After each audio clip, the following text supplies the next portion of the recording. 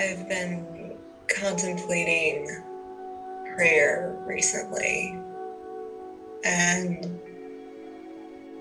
long ago fell away the prayers for this and that, because who am I to say or to know what is good for me or what is meant for me? And then the prayer shifted more to a, please take away this suffering, please help. And even that still feels as though, who am I to say I'm not supposed to be experiencing this suffering? Even this is attraction and aversion, and to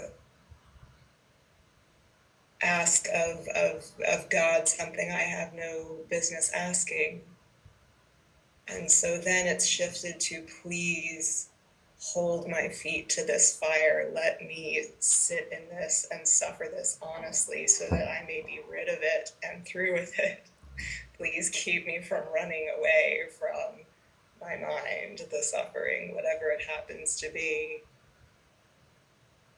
And this is the current expression, and it just has me contemplating the proper posture or orientation of prayer, the proper words for prayer, and then in that, seeing that any of it is perpetuating a sense of a false separate self,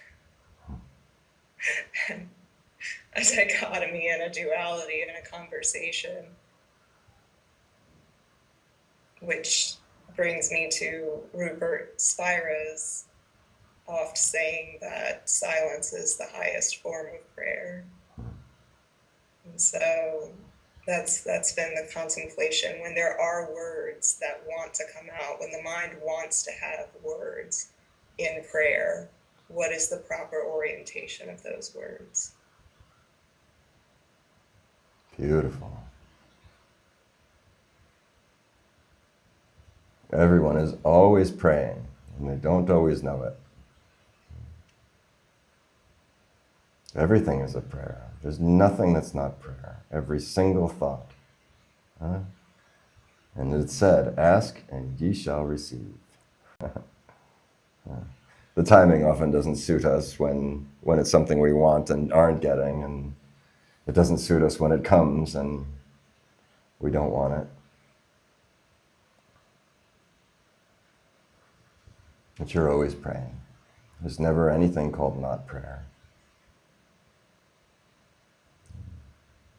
And conscious prayer, you must pray from where you are, as you are, honestly.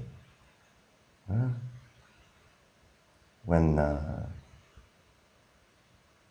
an infant cries, in that particular cry, the mother lactates. And she can't not move to the child.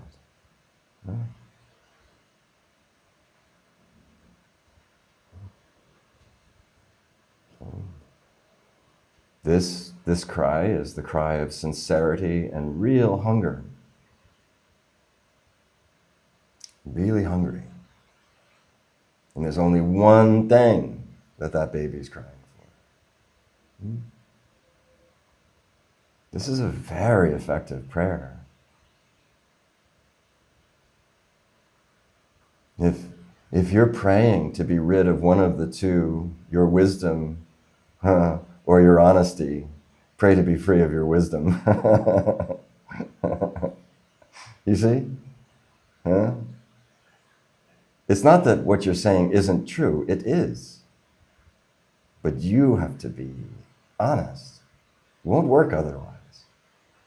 It's also good to hold it simultaneously. In one hand, you have your wisdom, the truth of truths, that silence is the greatest of all prayer. It's true. And when you are silent, you will be able to speak this honestly.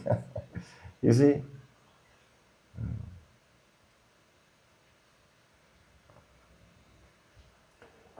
in a way to sort of personify it. God responds to sincerity alone. Would rather have your sincere anger towards even God than a false love.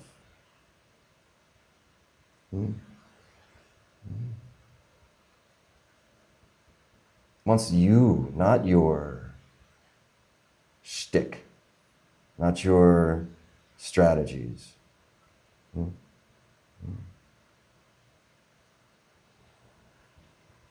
Wants you to come with absolute sincerity.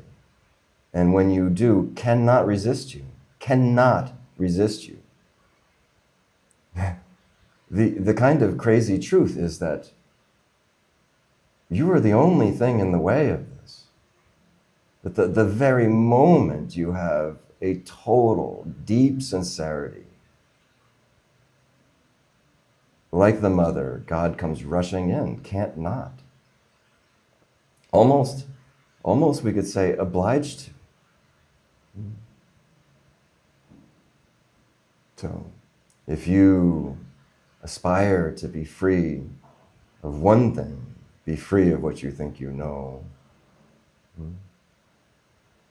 Be what you are as you are, 100%.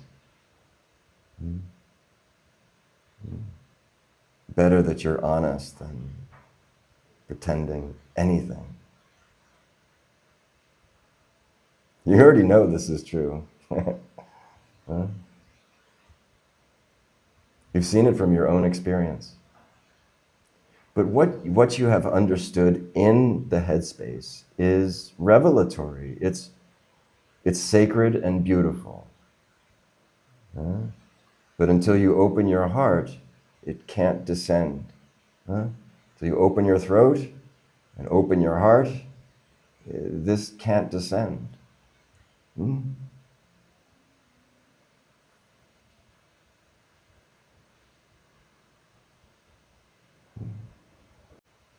This balancing of honesty and truth is essential.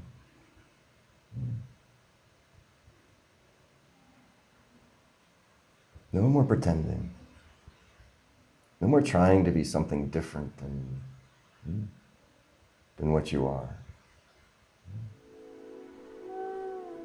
When you cry from there, honestly, from the depths of your despair, it's true, God just comes rushing in.